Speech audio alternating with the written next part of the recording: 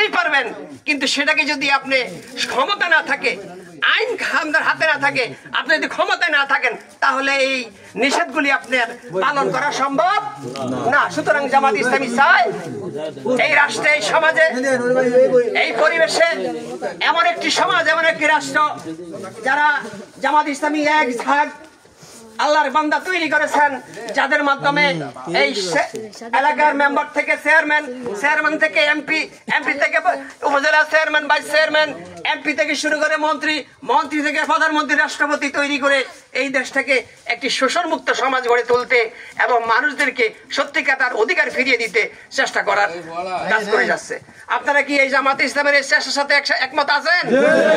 ইনশাআল্লাহ,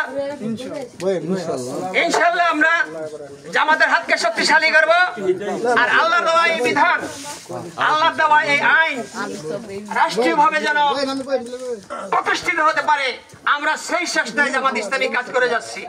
আমরা জামাতের যে লোকগুলো আছি, আলহামদুলিল্লাহ আপনারা জানেন জামাত ইসলামের 3 জন, 7, 9 জন, 10 জন, 18 জন এমপি ছিল এবং 2 জন মন্ত্রী ছিল, প্রায় 5 শতাধিক চেয়ারম্যান, ভাইস চেয়ারম্যান ছিল।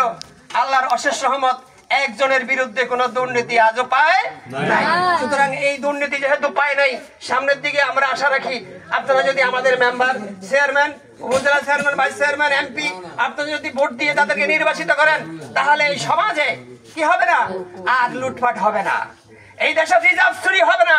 প্রধানমন্ত্রীর ছেলে রিজার্ভ চুরি করে বিদেশে নিয়ে টাকা জমিয়েছে, আর কোন প্রধানমন্ত্রীর ছেলে আমাদের দেশের সম্পদ লুট করে বিদেশে নিয়ে যাবে না। কথা ঠিক আছে কিনা? শেখ রেহানা, শেখ মুজিবের কন্যার, শেখ মুজিবের মেয়ের নাতিন, সে বাংলাদেশ থেকে 550 বাড়ি করেছে শুধু লন্ডনে। কার টাকা? আমার আপনার টাকা। অথচ আমরা খাইতে পাই নাই, আমাদেরকে এখনো বাচ্চাদেরকে স্কুলে গেলে বেতন দিয়ে পড়তে হয়। আমরা চাই অবৈতনিক শিক্ষা ব্যবস্থা থাকবে, কি বেতন না দিয়ে আমরা ছেলেদেরকে পড়াবো, কিন্তু দুঃখের বিষয় বেতন ছাড়া পোলাপাইন পড়ে না। উন্নত বিশ্বে বেতন দিয়ে পড়া লাগে না, সরকার উল্টা তাদেরকে বেতন দেয়। অথচ আমাদের দেশ এত দুর্নীতি, এত লুটপাট, এত হাইজ্যাক হয় আমার সম্পদ, এত লুটপাট হয় আমার দেশের সম্পদ, যে সম্পদ নিয়ে একজন ভূমিমন্ত্রী 600 বাড়ি, কয়শো বাড়ি,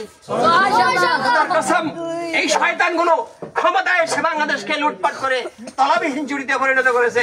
এই দেশের ছেলেরা যদি বিদেশে অবস্থান না করতো, বিদেশের পয়সা যদি আয় করে না দিত দেশে, তাহলে এই দেশের মানুষ কুকুর বিড়ালের মাংস খেয়ে বাঁচতে হতো। এমন একটা অবস্থা এই দেশে। দুঃখের বিষয়, আমাদের কোন সম্পদ আমাদের দেশের মানুষের কাজে লাগে না। কাজে লাগে কাদের?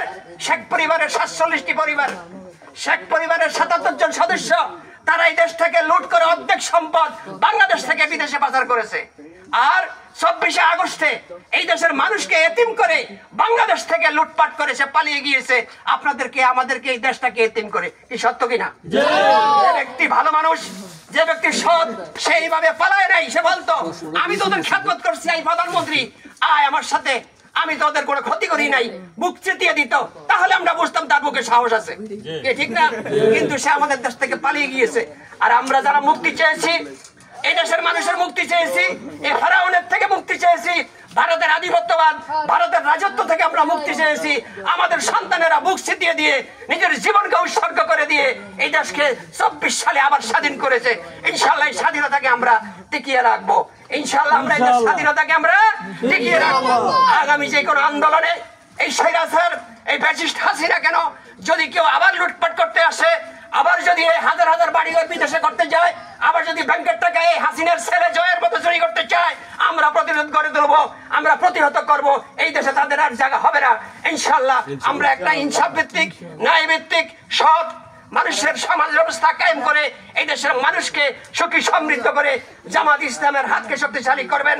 এই দেশে জামাত ইসলামের আগামী দিনের ভবিষ্যৎ, জামাত ইসলামের ভবিষ্যৎ, আগামী দিনের ভবিষ্যৎ, গরিব দুঃখী মানুষের ভবিষ্যৎ। আপনারা আমাদের সাথে থাকবেন, আমাদের হাতকে শক্তিশালী করবেন, ইসলামের হাতকে শক্তিশালী করবেন। আমরা অল্প পয়সা কামানোর জন্য জামাত ইসলাম করি না, নিজের পকেটের পয়সা দিয়ে জামাত ইসলামী করি। হাজরানে মজলিস, আপনারা অনেক সময় দিচ্ছেন, এখানে অনেকে উপস্থিত হয়েছেন, সকলকে ধন্যবাদ। এখন আপনাদের সামনে আমাদের প্রধান অতিথি বক্তব্য রাখবেন। আজকের উপস্থাপক আনোয়ার সবুজ ভাই উপস্থাপন করবেন। সকলকে ধন্যবাদ। আসসালামু আলাইকুম ওয়া রাহমাতুল্লাহি ওয়া বারাকাতুহু।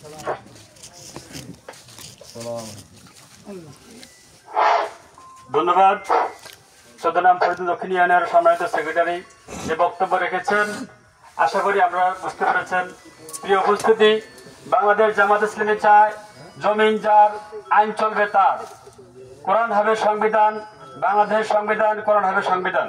প্রিয় উপস্থিতি, এই পর্যায়ে আপনাদের সামনে প্রধান অতিথি হিসেবে বক্তব্য রাখবেন বাংলাদেশ জামাত ইসলামী ১৪ নং ফরিদ দক্ষিণ ইউনিয়নের সম্মানিত সভাপতি, বাংলাদেশ জামাত ইসলামী সম্মানিত রোকন, হলি দুর্গাপুর দোতলা মসজিদ সম্মানিত খতিব জনাব মাওলানা আবু হানিফ সাহেব।